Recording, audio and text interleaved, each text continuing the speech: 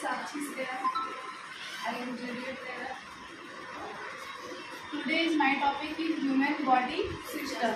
मतलब कि हमारा जो ये बॉडी है इसके अंदर कितने सिस्टम होते हैं, तो कितने सिस्टम होते हैं इस ह्यूमन बॉडी में, तो टोटल 11 सिस्टम होते हैं इस ह्यूमन बॉडी में। तो पहले हम लोग देखते हैं सिस्टम कहाँ से बनता है। तो पहले हमारा जो ये बॉडी है ये बना हुआ है किससे, ह्यूमन से, मतलब ये सेल से मिलकर बना हुआ है। ये जो हमारा पूरा सिस्टम है बॉडी है ये सेल से मिलकर बना है। जैसे कि ये पूरा बिल्डिंग किससे मिलकर बना है, सीमेंट, ईंट, इसका एक बेसिक इकाई क्या कहा जाएगा, ईंट। उसी तरह हमारे शरीर का स्ट्रक्चरल एंड फंक्शनल यूनिट क्या होता है, सेल। तो फर्स्ट हम लोग सेल देख लेते हैं। सेल के बाद ये क्या बनता है, टिश्यू बनता है, जिसको हम लोग हिंदी में क्या बोलते हैं, ऊतक। टिश्यू के बाद ऑर्गन क्या बनता है, ऑर्गन। ऑर्गन के बाद ये फिर सिस्टम बनता है, और 11 सिस्टम मिलकर ये हमारा पूरा ह्यूमन बॉडी बनाता है। सेल मतलब कोशिका, टिश्यू मीन्स ऊतक, ऑर्गन मीन्स अंग, और ये फिर एक हमारा सिस्टम है, मतलब कि एक बड़ा ऑर्गन का निर्माण कर दिया। सिस्टम को हम लोग तंत्र या तंत्रिका भी बोलते हैं।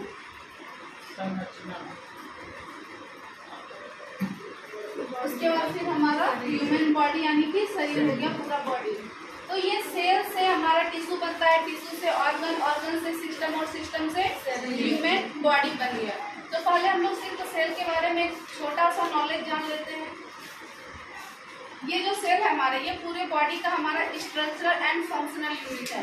जब बहुत सारे सेल होता है और वो एक ही कार्य करे, मतलब 2, 4, 6 सेल हैं और वो एक ही काम करे, ये हमारा हाथ है, ये एक ही काम करता है ना, राइट करना या खाना करना, तो जो इसका काम है वही करता है।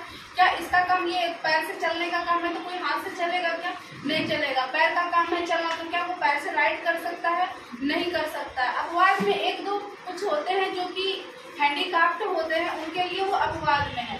लेकिन कि क्या होता है, जिसका जो मेन फंक्शन है वो एक जगह ही रहते हैं। जैसे हम लोग एक है गर्ल्स, तो गर्ल्स अलग साइड है, बॉयज है तो बॉयज अलग साइड है। सेम उसी प्रकार जब सेम फंक्शन वाला सेल होता है तो वो एक साथ मिलकर टिश्यू बनाता है। यहाँ पर जितने भी सेल हैं वो एक ही फंक्शन करेंगे, और वो क्या बनाएंगे, टिश्यू। टिश्यू से फिर ऑर्गन, ऑर्गन से सिस्टम, और सिस्टम से बॉडी। और इस हमारे ह्यूमन बॉडी में टोटल कितने सिस्टम है, 11 system in our human body.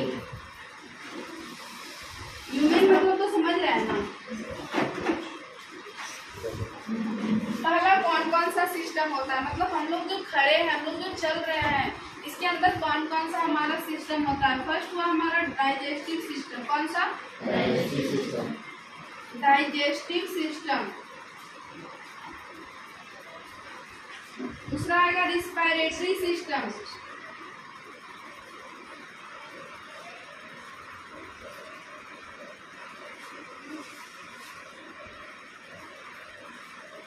Lymphatic system.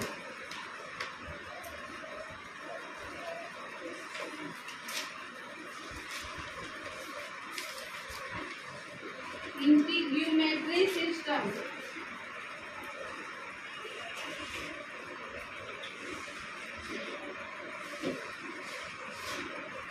Endocrine system.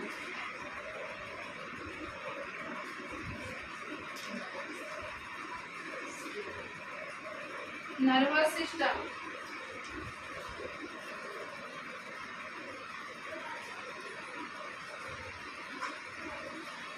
Reproductive system.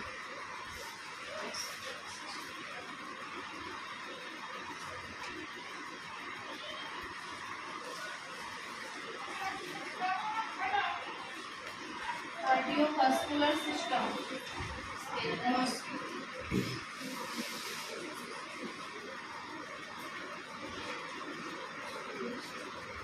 Muscular system, skeletal system.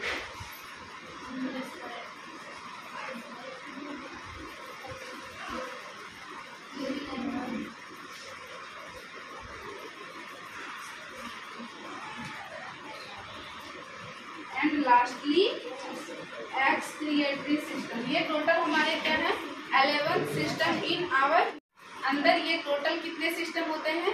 11 system. First क्या है हमारा? Digestive system, second respiratory system, third lymphatic system, integumentary system, endocrine system, nervous system, ये reproductive system, cardiovascular system, muscular system, skeletal system and excretory system. Digestive system क्या होता है? हमारा पाचन तंत्र, जो हम लोग खाना खाते हैं और वो जो हमारा पूरा खाना खाने से लेकर पूरे लास्ट पचने तक और जो अपचा भोजन है उसके बाहर निकलने तक को हम लोग क्या बोल देते हैं? Digestive system. मतलब इसके अंदर जो भी सिस्टम ऑर्गन आए वो किसके अंदर आएगा? हमारा डाइजेस्टिव सिस्टम के अंदर। तो हमारा खाना पचता कहाँ से, शुरू कहाँ से हो जाता है? माउथ से। कारण यह है कि माउथ से हमारा स्लाइवा का सिक्रेशन होता है और स्लाइवा के कारण ही खाना पचता है। उसके बाद हमारा रिस्पिरेटरी सिस्टम है। रिस्पिरेटरी सिस्टम मतलब श्वसन तंत्र। इसका एक अलग ही तंत्र है। इसके अंदर कुछ ऑर्गन है जैसे कि हमारा नोज, लैरिंक्स, फायरिंग्स, ट्रैकिया, उसके बाद ब्रोंकाई, लंग्स, अल्वोलाई, अल्वोलर डक्ट, ये सब हमारे किसके अंदर आते हैं? Respiratory system. मतलब सांस लेने और छोड़ने की क्रिया के अंदर जितने भी ऑर्गन शामिल होते हैं वो सब कौन सा ऑर्गन हो गया? Respiratory system. उसके बाद लिम्फेटिक सिस्टम मतलब लसिका तंत्र, जो हमारे कुछ ऐसे सिक्रेशन होते हैं जिसके कारण कि क्या होता है कि हमारा बॉडी मेंटेनेंस में रहता है। लिम्फेटिक सिस्टम, इंटीग्यूमेटरी सिस्टम, जो हमारे बॉडी को प्रोटेक्शन देने का काम करता है। हेयर है हमारा, हेयर भी हेड को प्रोटेक्शन कर रहा है ना। हेयर हेड को प्रोटेक्शन क्या? आपका स्किन है, ये किसको प्रोटेक्शन करता है? हमारे होल बॉडी को प्रोटेक्ट करता है। अगर स्किन ना रहे तो क्या होगा? क्या होगा? सारे मसल्स ऐसे ही इधर उधर डैमेज हो जाएंगे। जब कभी किसी को घाव होता है, वुंड होता है तो क्या होता है? वो मसल्स का कोई शेप रहता है? नहीं रहता है। जगह जगह पर वो गड्ढे बन जाते हैं, फिर उसमें इन्फेक्शन, इन्फ्लामेशन हो जाता है। तो इंटीग्यूमेटरी सिस्टम में स्किन, हेयर, नेल आते हैं। नेल भी हमारा क्या है? अगर इसको हम थोड़ा सा कट कर दें, ये बढ़ता है, फिर हम कट कर दें, इससे हमारे बॉडी को कोई इफेक्ट पड़ता है? नहीं पड़ता है। लेकिन ये नेल भी हमको एक तरह का प्रोटेक्शन ही दे रहा है। अगर यहाँ पर नेल ना हो तो ये डायरेक्ट अगर कोई भी चीज इस पर गिरे हमारा, तो ये फर्स्ट वाला डैमेज बहुत जल्दी हो सकता है ना। तो नेल इसको क्या करता है? प्रोटेक्ट करता है। उसके बाद इंडोक्राइन सिस्टम मतलब अंतःस्रावी ग्रंथि, इसके अंदर ही हमारा पिट्यूटरी ग्रंथि, ये सब जो भी है वो सारा हमारा इंडोक्राइन के अंदर आता है। नर्वस सिस्टम, जो हमारा पूरा नर्व का सिस्टम है ना, तंत्रिका तंत्र जिसको बोलते हैं, वो सारे हमारे नर्वस सिस्टम के अंतर्गत आते हैं। फिर आता है रिप्रोडक्टिव सिस्टम मतलब प्रजनन तंत्र। इसमें हमारा 2 टाइप्स में डिवाइड है, male reproductive system and female reproductive system. फिर आता है कार्डियोवास्कुलर सिस्टम। कार्डियो शब्द इज रिलेटेड टू हार्ट।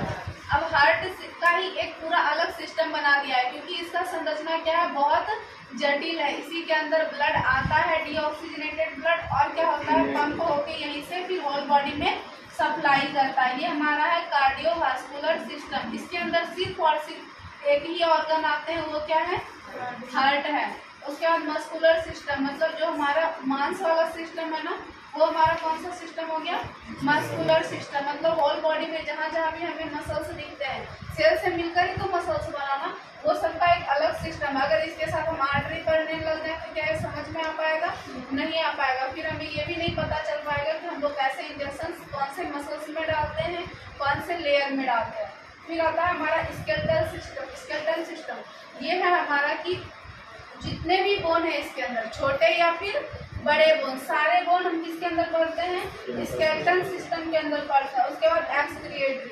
अब हम लोग खाना खाए या फिर पानी पिए, कुछ भी, और उसका वेस्ट तो बनता है ना। जैसे हम लोग खाना ही बनाते हैं तो खाना बनाते हैं तो कुछ तो वेस्ट उसका बन जाता है। जैसे आग जलाए, कुछ लकड़ी जलाए तो राख बनता है ना वेस्ट के रूप में। उसको हम लोग क्या करते हैं? बाहर हटा देते हैं। क्या उसको घर में कोई रखते हैं? नहीं रखते हैं। तो अगर जहाँ पर टाउन में आ जाते हैं हम, वहाँ पर राख हमें नहीं मिल पाता। लेकिन हम जो खाना बनाते हैं, सब्जी के छिलके, वो वेस्ट हुए ना, उसे हम क्या करते हैं? फेंकते ही हैं। सेम उसी प्रकार हमारा बॉडी जो वर्क करता है उसमें भी हमारे वेस्ट प्रोडक्ट निकलते हैं। डिफरेंस इतना ही है कि इसमें वेस्ट मटेरियल जो निकलता है वो अलग होता है, नाइट्रोजनस वेस्ट होता है, हार्मफुल होता है, और वो हमारे शरीर के लिए बहुत ही ज़्यादा हार्मफुल है। हार्मफुल मतलब कि वो पूरी तरह से आपके शरीर को क्या कर देगा? डैमेज कर देगा। वो अंदर ही अंदर इतना ज़्यादा इन्फेक्शन काउज कर देता है कि आप पूरी तरह से ट्रीट नहीं हो पाएंगे। जैसे कि नाइट्रोजन, अमोनिया, अमोनिया हो गया, यूरिया हो गया, ये सब हमारे शरीर को क्या करते हैं, हार्मफुल करते हैं, मतलब पूरी तरीके से हानि पहुंचाते हैं। इसलिए इन सब चीज़ों को सब बाहर निकालना पसंद करेंगे या अंदर रखना पसंद करेंगे? बाहर निकालना। इसको बाहर निकालने के हमारे अलग सिस्टम आते हैं जिसको हम लोग बोलते हैं एक्सक्रिएटरी सिस्टम। इसके अंदर कौन कौन सा ऑर्गन है? एक्सक्रिएटरी सिस्टम के अंदर किडनी जो होता है वो हम लोग मेनली क्या होता है, एक्सक्रिएटरी सिस्टम होता है। इसी के थ्रू हमारा नाइट्रोजनस वेस्ट जितना है वो बाहर होता है। ऐसे हमारा स्किन भी है, ये भी एक्सक्रिएटरी है, ये भी बाहर करता है।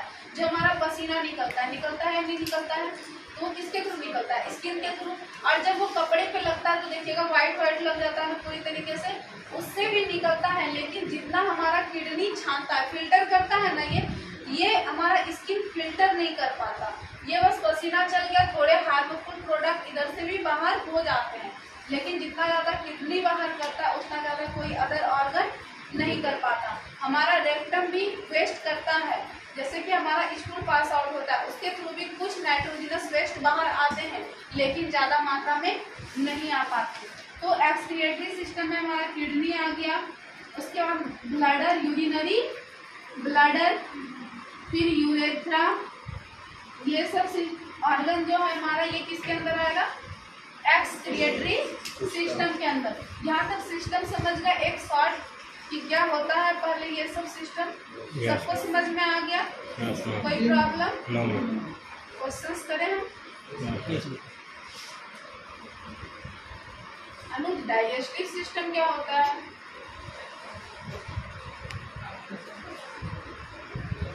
डाइजेस्टिव सिस्टम में शरीर का पाचन, जो हम लोग खाना खाते हैं उसका पाचन होता है। बिना रिस्पिरेटरी सिस्टम,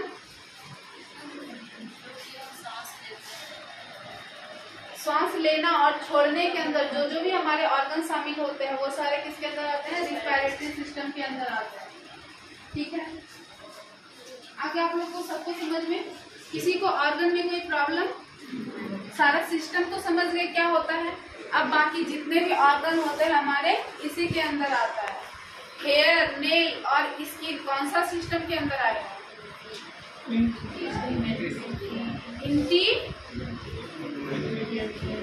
इंटीग्यूमेट्री सिस्टम के अंदर कौन सा आता है? हेयर, नेल और स्किन। यहाँ तक सबको समझ में आ गया? कोई problem? Okay, thank you class.